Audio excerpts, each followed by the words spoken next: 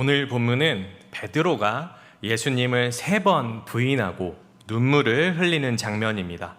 최후의 만찬 때에 예수님께서는 제자들에게 자신의 고난과 죽음을 말씀하시며 예수님께서 붙잡히실 때 모든 제자들이 자신을 버리고 도망칠 것을 말씀하셨습니다. 이때 베드로는 예수님 앞으로 나와 다른 사람들이 모두 다 예수님을 버릴지라도 자신만은 그러지 않겠다고 다짐하였습니다. 그러나 예수님께서는 그러한 베드로에게 오늘 이 밤 닭이 2번 울기 전에 네가 나를 3번 부인하리라 라고 말씀하셨습니다. 예수님께서 그렇게 말씀을 하셨어도 베드로는 도리어 전보다 더 힘있게 내가 주와 함께 죽을지언정 나는 주를 부인하지 않겠나이다 라고 대답합니다.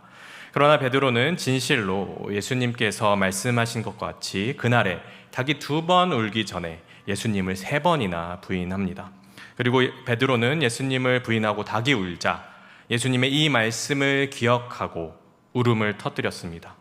따라서 베드로가 눈물 흘렸던 그날 밤 무슨 일이 있었는지 말씀을 통해 함께 알아보기로 원합니다. 오늘 우리 함께 읽은 본문 말씀을 통하여 베드로의 눈물이라는 제목으로 말씀을 전할 때 여러분께 큰 은혜와 도전이 되시기를 간절히 소망합니다. 여러분은 눈물을 혹시 자주 흘리십니까? 혹시 아니라고 생각되시는 분이 계시다면 혹시 마지막으로 어떤 상황에서 여러분은 눈물을 흘렸을까요? 저는 개인적으로 눈물이 참 많은 사람입니다. 눈물이 많아서 지금도 이렇게 기도회 때 눈물을 많이 흘리기도 합니다. 또한 제가 학창 시절에 여러 가지 이유로 정말 혼자 불붙는 마음과 억울한 마음들, 고통 가운데 저 안에 있었던 그 많은 일들로 인해서 정말 많은 눈물을 흘렸습니다. 보기에 따라서 마음이 연약하다고 판단할 수도 있고 혹 감정이 풍부하다고 생각할 수도 있을 것 같습니다. 그런데 우리나라에서 이러한 눈물에 대한 시선이 곱지만은 않은 것 같습니다. 요즘에야 덜하지만 예전에 특히 남자가 눈물을 흘린다는 것을 금기하였습니다. 왜 이런 말이 있지 않습니까? 사나이는 태어나서 3번 운다. 언제죠? 태어났을 때, 부모님 돌아가셨을 때, 나라가 망했을 때, 요 3번만 우는 것이 허용이 되었습니다. 그래서 저도 어렸을 때 눈물을 막 흘리게 되면 이러한 금기시되는 문화 속에 누군가가 혹 저를 안 좋게 볼까봐 그렇게 마음이 안 좋았고요. 또 눈물을 흘리는 저 스스로를 제가 제 스스로를 미워하기도 했습니다.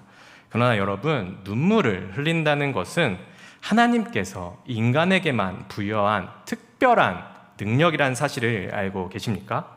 인간이 아닌 동물도 감정이 있고 각기 독특한 방식으로 감정을 표현합니다. 울음소리를 내기도 하고 특별한 행동을 합니다. 그러나 대부분 동물들이 이 감정의 표현으로 인간과 같이 눈물, 그 눈에서 나오는 액체를 흘리진 않습니다. 본문의 닭도 오늘 울었지만 울음소리를 낸 거지 눈물을 흘린 건 아닙니다. 그런데 희귀하게도 눈물을 흘리는 동물이 있습니다. 대표적으로 악어가 있습니다. 혹시 사진 한번 보여주시겠습니까? 네, 악어가 지금 흘리는 눈물의 모습입니다. 이 악어의 눈물이라는 표현은 사실 관용적으로 쓰는 표현입니다. 중세시대까지 사람들은 악어가 눈물을 흘리는 것을 보고 의아하게 생각했습니다. 악어가 또 사냥감을, 이 먹잇감을 먹으면서 눈물을 흘리기도 하기 때문인데요. 다른 동물을 막 잡아먹으면서 그 동물에게 마치 미안하다는 듯이 눈물을 흘리는 것이 위선적이라고 생각한 것입니다. 그런데 실제로 악어가 눈물을 흘리는 이유는 따로 있습니다. 악어는 대부분의 삶을 물속에서 보내는데 가끔 무트로 올라올 때 눈이 건조해지는 것을 보호하기 위하여 눈물을 흘립니다.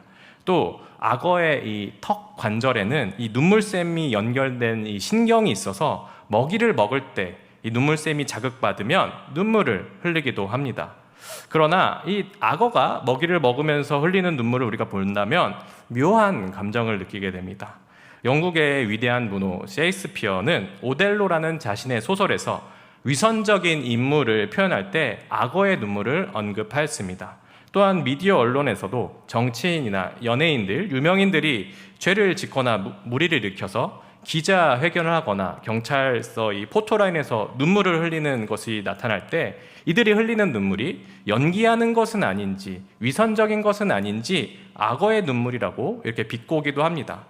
이처럼 대부분의 동물들은 눈물을 흘리지 못하고요. 혹 흘리더라도 인간과 같이 기쁨이나 슬픔, 이 감정으로 흘리는 눈물이 아닙니다. 고작 악어나 어떤 동물들이 자신의 눈을 보호하기 위해서 흘리는 눈물일 뿐입니다. 그러나 우리 인간은 슬프거나 혹은 기쁨의 감정이 들 때 눈에서 눈물이 흐르게 됩니다. 또 본문의 베드로와 같이 후회나 자책, 나아가 하나님께 회개할 때 눈물을 흘리기도 합니다. 따라서 이 눈물은 인간의 특권입니다. 다시 본문에 앞서 예수님께서 붙잡히셔서 이 대제사장의 집에 끌려가셨습니다. 마가복음 14장 53절, 54절 함께 읽도록 하겠습니다. 그들이 예수를 끌고 대제사장에게로 가니 대제사장들과 장로들과 서기관들이 다 모이더라. 베드로가 예수를 멀찍이 따라 대제사장의 집들 안까지 들어가서 아랫사람들과 함께 앉아 불을 쬐더라. 아멘. 예수님께서 이제 자신이 다음 날이면 십자가에서 매달려 죽으실 것을 아시고 겟세마네 동산에서 기도를 하셨습니다. 그리고 예수님께서 기도를 다 마치신 후에 가룟 유다가 로마 병사들을 데리고 와서 예수님을 체포하였습니다. 이때 베드로는 칼을 꺼내서 로마 병사 무리 가운데 있는 제사장의 종 말고의 귀를 자르며 끝까지 저항하였지만 예수님께서는 베드로를 나무라시며 순순히 체포에 응하셨습니다. 아마 베드로가 예수님을 떠나지 않겠다고 다짐했을 때 예수님께서 혹시 이렇게 체포되는 이런 상황이 있을 때 함께 싸울 것을 다짐했던 것 같습니다. 그러나 예수님께서 이러한 베드로에게 칼을 내려놓으라고 나무라시며 순순히 체포에 응하시자 그는 더 이상 병사들과 싸울 의지가 사라졌습니다. 또한 예수님께서 미리 말씀하신 것 같이 예수님께서 붙잡히시자 다른 제자들은 모두 다 도망갔습니다. 이러한 상황에서 베드로는 맥이 빠지는 입장이었습니다. 그래도 베드로가 누굽니까? 의지의 한국인은 아니고 의지의 유대인인 예수님의 수제자 아니겠습니까? 다른 사람들이 모두 예수님을 떠나도 그는 정말로 떠나지 않았습니다. 따라서 그는 예수님께서 체포되는 그 행렬을 따라갔습니다. 그리고 예수님께서 대제사장의 집 어딘가로 감금되는 것을 실제로 보았습니다. 그런데 이때 마가복음 저자는 베드로의 그 조금씩 달라지는 모습을 표현합니다. 마가복음 14장 54절에 베드로가 예수님을 어떻게 따라갑니까? 멀찍이 따라갑니다. 예수님께서 체포되는 순간까지 당당했던 베드로는 어찌된 영문인지 체포 행렬에서 멀찍이 떨어져서 따라갔습니다. 자신의 죽음도 불사하면서 예수님의 곁을 지키겠다는 다짐이 예수님을 멀찍이 떨어지는 것 같이 그 마음이 점점 멀어지고 있었습니다. 그리고 이제 대제사장의 집 뜰 안까지 섰고 아랫사람들과 함께 앉았는데 날이 추워지는 것입니다. 그래서 함께 불을 쬐었습니다. 개역 한글 성경, 개역 개정 성경에서 멀찍이라는 단어를 검색하면 딱 세 구절이 나오는데요.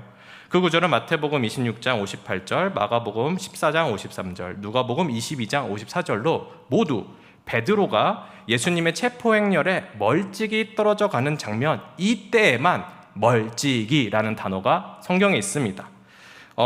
성경에 단지 거리의 표현으로 멀리는 굉장히 많습니다. 근데 이 멀찍이는 이 세 구절에서만 나옵니다. 이것은 바로 한글 성경이 참 담백하게 표현했다고 저는 생각이 됩니다. 이것을 보고 17세기 청교도 주석가 매튜 헨리는 마가복음 14장 54절에 베드로의 용기가 비겁함으로 전락했다는 것을 보여준다고 말했습니다. 그는 예수님을 지키겠노라 용기로 다짐했지만 제사장의 집에는 슬금슬금 들어갔다고 표현했습니다. 왜냐하면 베드로의 용기 있던 이 모습이 예수님을 멀찍이 따라가는 데서 점점 사그라들었고 날씨마저 추워지자 이 종들과 함께 불을 쬐었기 때문입니다. 베드로는 예수님께서 부활을 위하여 계획되신 이 죽음에 반대한 사람이었습니다. 따라서 모든 사람이 예수님을 떠나도 자신은 결코 떠나지 않겠다고 다짐하였습니다. 그러나 그는 예수님께서 체포되자 멀찍이 따라가면서 그의 마음이 조금씩 흔들리기 시작했습니다. 사랑하는 여러분, 우리는 이 장면을 보면서 우리는 무슨 일이 있어도 예수님을 멀찍이 따라가면 안 된다고 깨달아야 합니다. 우리는 예수님과 함께 바짝 붙어서 바로 앞까지 따라가야 할 줄을 믿습니다. 그렇게 베드로는 예수님을 멀찍이 따라갔고 대제사장 집에 슬금슬금 들어가 종들과 함께 불을 쬐었습니다. 그때 대제사장의 한 여종이 와서 베드로를 고발합니다. 마가복음 14장 66절과 67절 다시 한번 읽겠습니다. 시작. 베드로는 아랫뜰에 있더니 대제사장의 여종 하나가 와서 베드로가 불 쬐고 있는 것을 보고 주목하여 이르되 너도 나사렛 예수와 함께 있었도다 하거늘. 베드로가 불을 쬐고 있을 때 대제사장의 이 한 여종이 베드로가 예수님과 함께 있었다는 것을 기억하고 그를 고발하였습니다. 베드로는 이 어두운 밤에 아마 사람들이 자신을 알아보지 못할 것이라고 생각한 것 같습니다. 그런데 이 여종은 베드로를 알아보았습니다. 어떻게 알아보았을까요? 예수님의 이 체포 작전은 은밀한 밤에 이루어진 것이기 때문에 아직 이 상황에서는 일반 백성들에게 이 소식이 전해지지 않았습니다. 따라서 대제사장 집에 누군가 와 있다면 그들은 로마 병사 정도였습니다. 그런데 베드로의 이 복장이 이 갑옷을 입은 로마 병사의 복장이 아닙니다. 그냥 평상복을 입은 어떤 사람이, 낯선 사람이 불을 쬐고 있는데 자세히 보니 그는 이 같은 하인이 아닙니다. 그래서 베드로의 얼굴을 더욱 자세히 보았습니다. 본문에서는 여종이 베드로를 어떻게 보았죠? 주목해서 보았다고 나타납니다. 그리고 여종은 베드로를 이렇게 주목해서 보니까 예수님과 함께 다녔다는 것을 결국 기억해냈습니다. 다른 제자들은 이미 예수님을 버리고 떠났지만 그나마 베드로는 멀찍이라도 예수님을 따라갔습니다. 그러나 막상 따라가서 날이 추워지자 다른 사람들이 자신을 알아보지 못할 것이라고 방심하고 불을 쬐었습니다. 그런데 이런 상황에서 베드로는 여종에게 이렇게 고발을 당하자 매우 당황합니다. 그리고 자신의 이 처음과는 다르게도 예수님의 제자임을 부인하고 이제 거짓말을 합니다. 이후 베드로의 한심한 모습은 점입 가경입니다. 베드로의 목소리를 듣자 여종은 베드로가 갈릴리 사람이란 것조차 알게 됩니다. 마가복음 14장 69절과 70절 함께 읽도록 하겠습니다. 시작.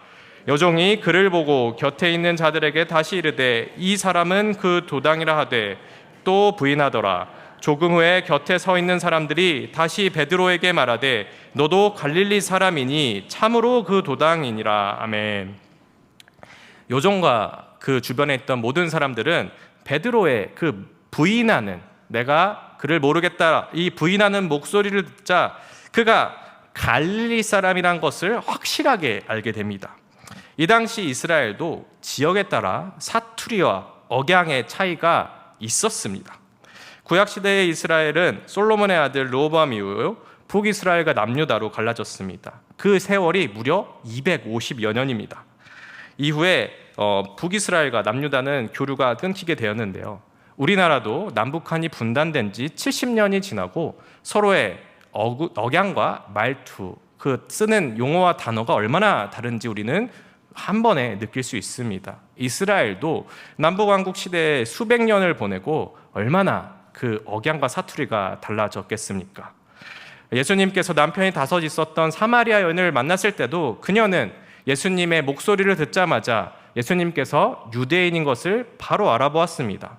따라서 여종과 이 주위 사람들도 베드로의 목소리를 듣자, 그가 말한 그 한 문장의 목소리를 듣자 그의 고향이 갈릴리였음을 금방 알 수 있었습니다.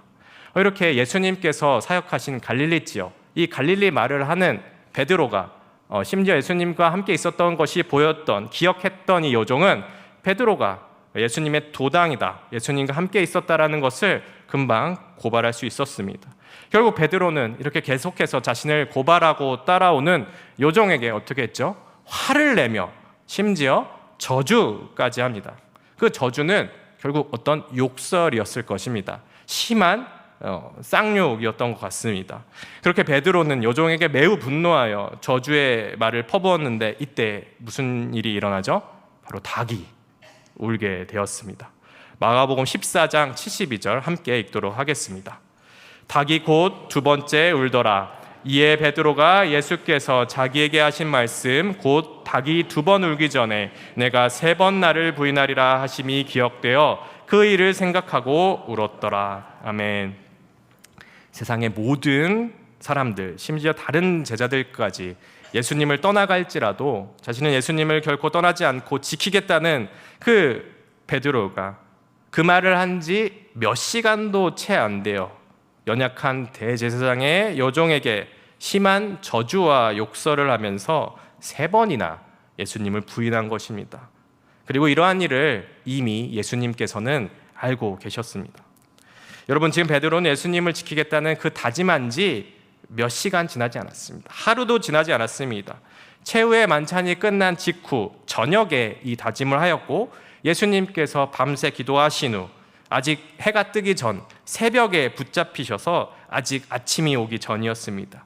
길게 봐야 6시간, 7시간 정도입니다.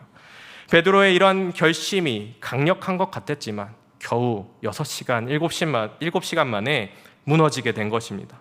이때 베드로의 마음은 어땠을까요? 너무나 부끄러웠을 것입니다. 베드로는 예수님과 함께 생활하면서 3년 동안 기적을 체험하였습니다.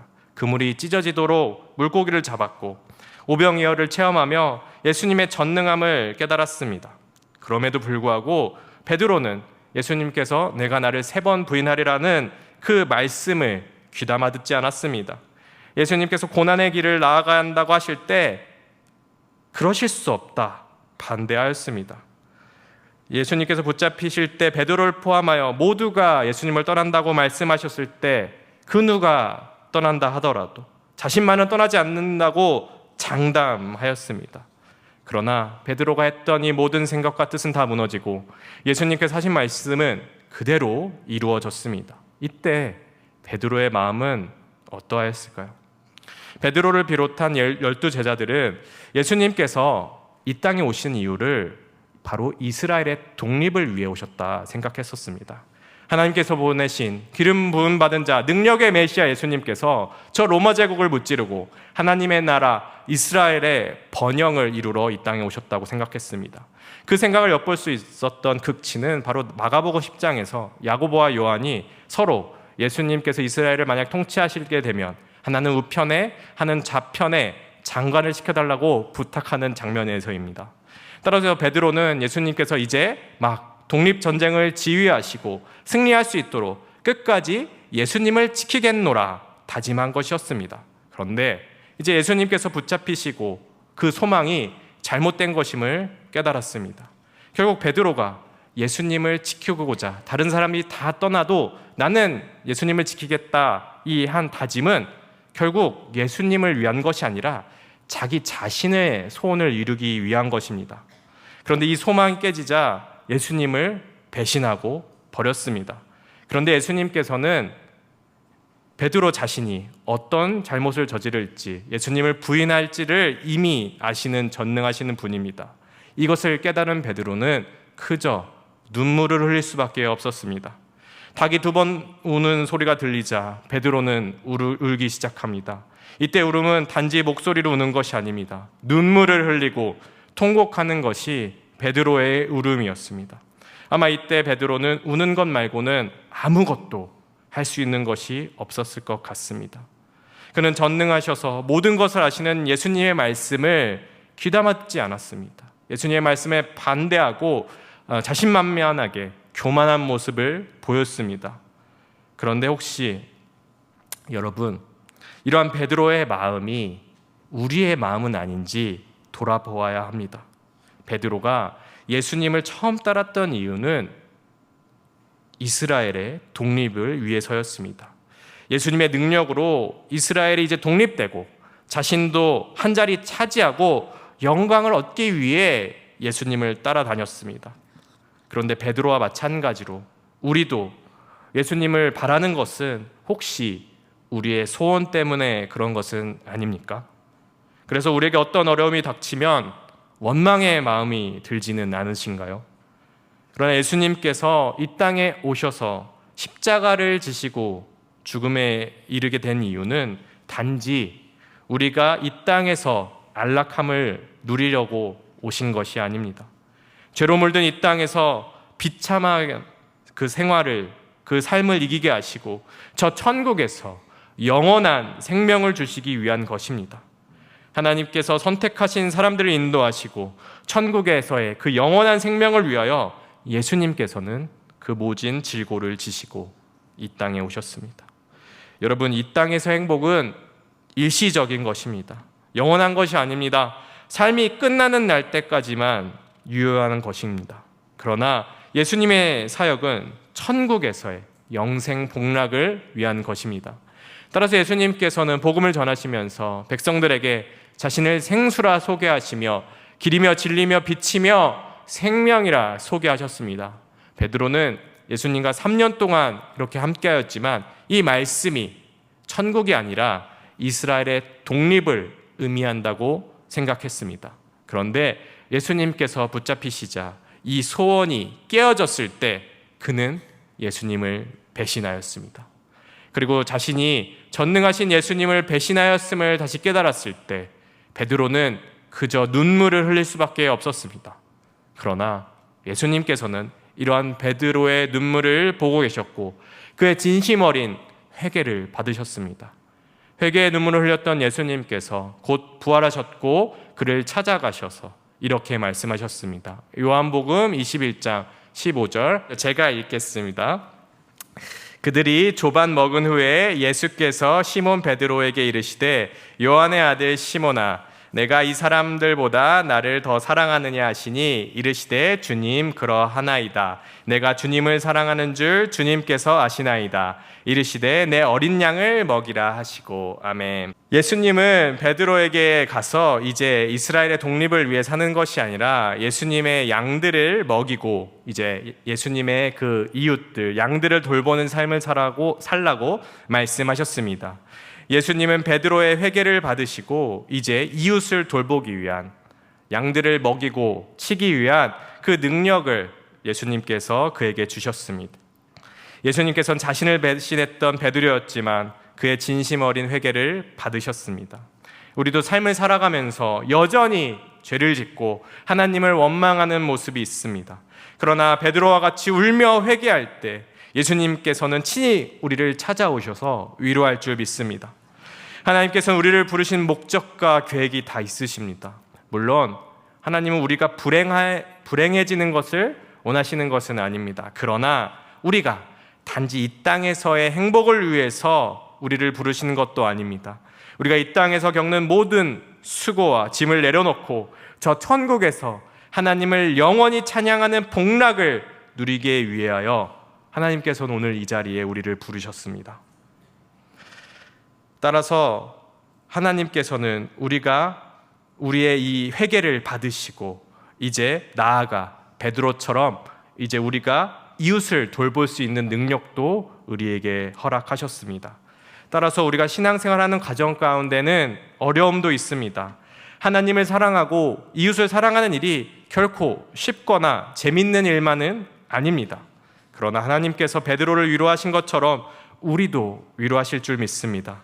그리고 우리가 단지 소망을 위하여 우리의 소망을 위해서 사는 것이 아니라 내 인생의 주인이 내가 아니라 예수님이란 사실을 깨달았을 때 우리는 눈물로 회개하고 예수님께서는 다시 그 회개를 받아주실 것입니다. 사랑하는 계산교회 성도님 여러분, 제가 앞에서 동물들은 눈물을 흘리지 않는다고 말씀을 드렸습니다. 동물들은 왜 눈물을 흘리지 못할까요? 동물들은 하나님께 눈물로 회개 자리로 갈 수 없기 때문입니다. 동물들은 하나님께 예배드릴 능력이 없는 존재입니다. 그러나 하나님의 형상으로 지어진 우리는 영적인 존재로서 하나님께 영광을 돌릴 줄 알며 예배를 돌릴 줄 아는 존재입니다. 나아가 우리는 동물과 달리 하나님 앞에서 눈물로 회개할 수 있는 존재입니다. 성경에 눈물로 회개했던 이가 어디 베드로뿐입니까? 수많은 성경의 인물들이 자신의 죄를 고백하면서 옷을 찢으며 회개하였습니다. 다윗은 시편 6편에 밧세바의 일로 자신의 눈물로 침상을 띄었다, 침대를 띄었다 표현하였습니다. 예레미야는 이스라엘 백성들의 죄로 인하여 바벨론에 의해 나라가 멸망당할 때 눈물로 나아갔던 선지자였습니다. 오늘 이 시간 우리가 하나님 앞에 회개하는 시간이 되길 소망합니다. 하나님께서는 언제나 우리의 회개를 기다리고 계십니다. 눈물로 통회할 때, 회개할 때 우리를 받아주십니다. 나아가 우리에게 위로를 주시고 능력의 그 은혜를 주시는 하나님 앞에 우리는 회개해야 합니다. 그동안 우리의 잘못된 삶들, 우리가 저질렀던 죄들, 특별히 오늘 하루만 보아도 우리는 수많은 죄를 저질렀습니다. 오늘 말씀을 기억하셔서 우리의 눈물이 하나님 앞에 회개의 기도를 드리는 통로가 되시는 모든 괴산교회 성도님 되시기를 간절히 소망합니다.